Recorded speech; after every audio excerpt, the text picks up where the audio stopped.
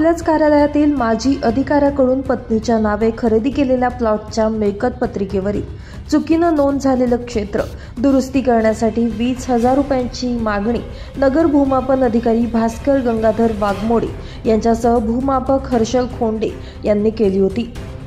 त्यातील 10,000 रुपये लाचेची रक्कम स्वीकारत असताना स्वतः नगर भूमापन अधिकारी गंगाधर वाघमोडे यांना लाचलुचपत प्रतिबंधक विभागानं रंगेहात पकडत कारवाई केली आहे। या प्रकरणी लाचलुचपत प्रतिबंधक विभागाने वाघमोडे व खोंडे या दोघांना ताब्यात घेत कारवाई केली। कर्तव्यदक्षपणाचा व कर्तव्याशी प्रामाणिक असण्याचा आव आणणारा, अगदी सुट्टीच्या दिवशी देखील कार्यालयात काम करणारा नगर भूमापन अधिकारीच लाचखोर निघाल्यानं अनेक चर्चांना उधाण आलंय। यामुळे सरकारी कार्यालयातील भ्रष्टाचार थांबणार कधी असा संतप्त सवाल जनसामान्यांतून पुढे आलाय। पंतप्रधान नरेंद्र मोदी यांच्या ना खाऊंगा ना खाने दूंगा या घोषणेलाच हरताळ फासण्याचं काम सरकारी अधिकारी करत असल्याचं समोर आलंय। या भ्रष्ट अधिकाऱ्याची घरासह संपत्तीची देखील चौकशी होण्याची गरज निर्माण झाली असल्याचं धुळेकर जनतेकडून बोललं जातंय।